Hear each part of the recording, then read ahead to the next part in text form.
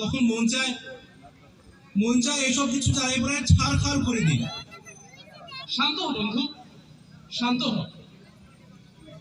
এখানে তোর দোষ কতটুকু? সারা দেশে লাখ লাখ শিক্ষিত বেকার ঘুমড়ে মরছে। তুই জানিস এই পরিস্থিতির কারণ কি? প্রথম দ্বিতীয় শ্রেণীতে তো আছেই, তৃতীয় চতুর্থ শ্রেণীতে এখন 60 থেকে 70% শুধু কোটাতেই চলে যায়। এভাবে চলতে থাকলে সাধারণ মানুষের ভাগ্যে তো কোনো চাকরিই জুটবে না।